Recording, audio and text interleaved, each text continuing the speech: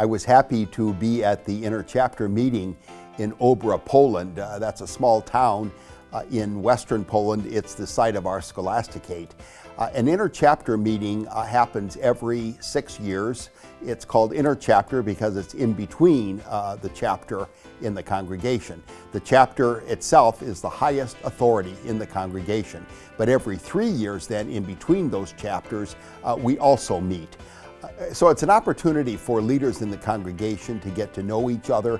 And of course, we're also aware that every 12 years, we will be electing a new superior general and a new general council. And so the purpose in getting to know one another is to look at possible candidates who would serve that purpose. One of the things I really enjoyed was the spiritual atmosphere at the inter-chapter.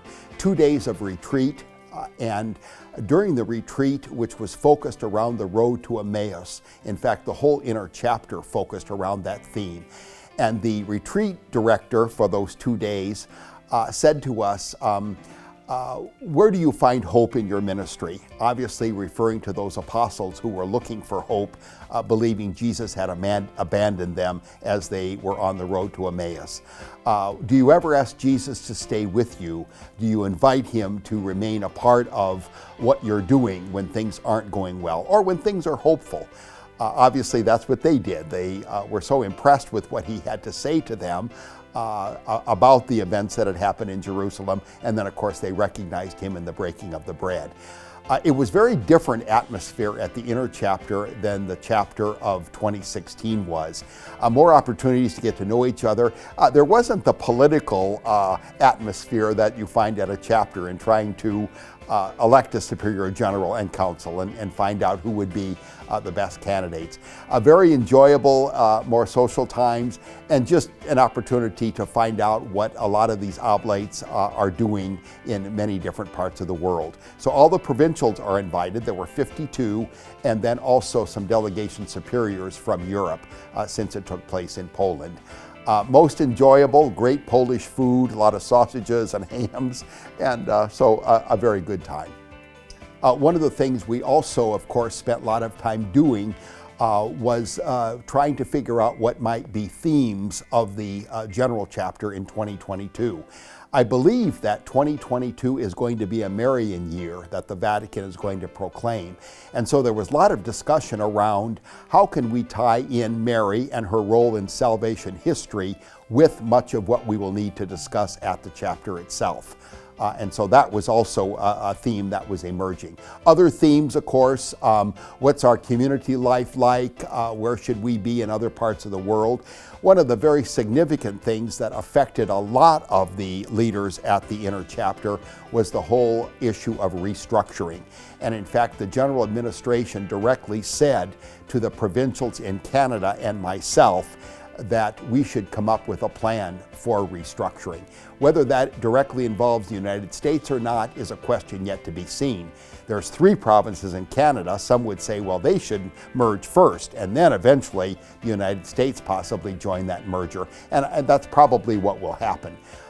In other parts of the Oblate world, such as Madagascar, they are going to become a province. So a lot of the provincials, when you spoke about restructuring, all of us thought, well, it's taking provinces and amalgamating them, making 3 provinces or 5 provinces into one. But it's also parts of the Oblate world, especially in Africa, in some places in the Far East, where because of the large numbers of vocations and oblates that we have there, restructuring will mean that places that are just delegations now will become provinces. So that was great to see that restructuring involves both growth and also in some places some decline. Every 3 years in the United States province, we hold a convocation. And this is a time when all the oblates in the province come together. We meet for a couple days. Part of it is prayer and retreat time, a lot of social time, and a lot of learning. This convocation will be in April of 2020, and it's going to be different because we are going to be integrally involving what we call the Mazanodian family. So on Monday, April 13th through Wednesday, April 15th, it'll be the vowed religious, the oblates, along with the honorary Oblates of Mary Immaculate, the HOMIs. They're really a part of us in a different way than other members of the Mazanodian family are. They're really one with us through this designation given to them by the Superior General. So they will be with us during this entire time. Then on Thursday of that week, there will be other groups that we've identified as members of the Mazanodian family who will share that day with us, and we end on Friday morning. Part of that day, that when they're all with us, will be a visit from St. Eugene's father, who is coming to us. It'll be interesting to hear what he has to say. My understanding of him was that he was not a very nice man, at least in the way sometimes he treated his wife and maybe even St. Eugene.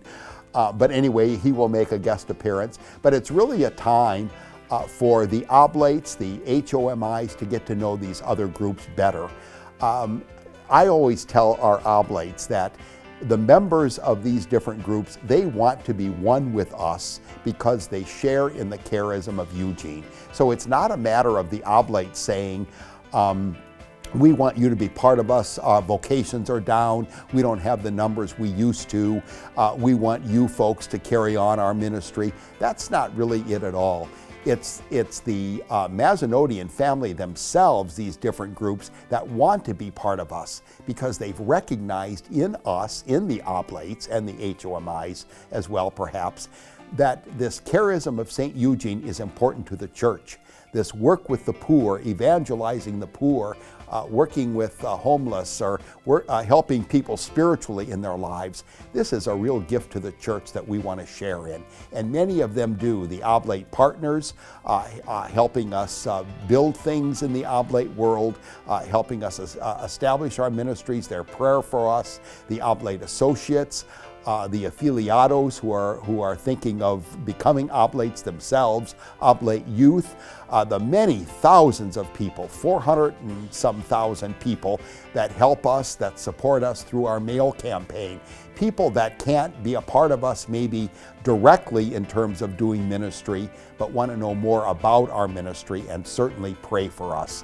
So these various groups, we're inviting some representatives from each of those groups to be part of that Convocation 2020. It's always a time of renewing the spirit of the province, a time of important prayer together, a time of learning more about the Oblates, the congregation, and sometimes too a time of planning our own future as a province. Where should we be ministering in the United States or in other parts of the world? So great sharing, great opportunity for us to strengthen our community life and the ministry that we do in the church.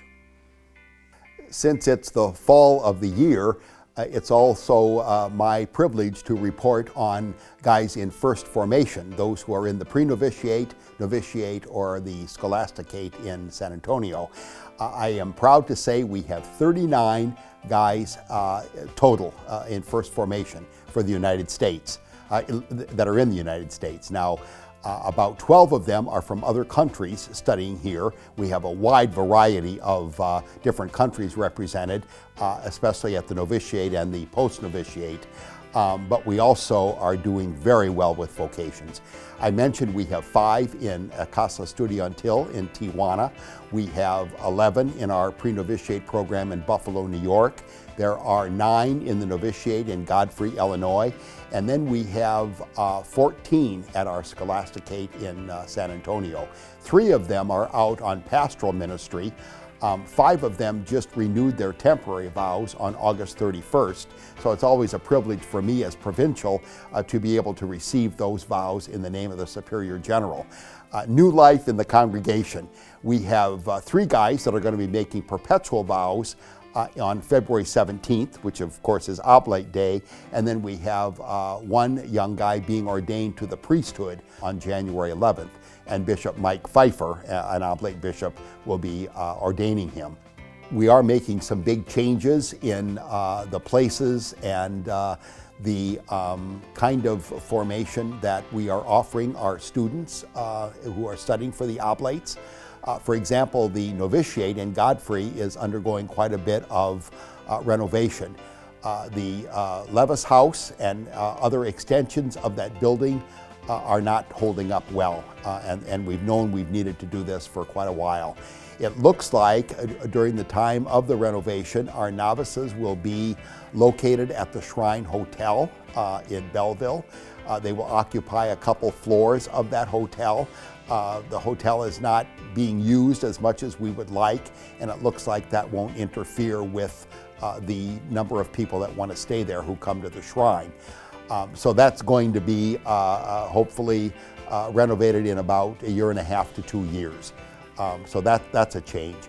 Also, our pre-novitiate in Buffalo, New York is going to be moved next summer, the summer of 2020.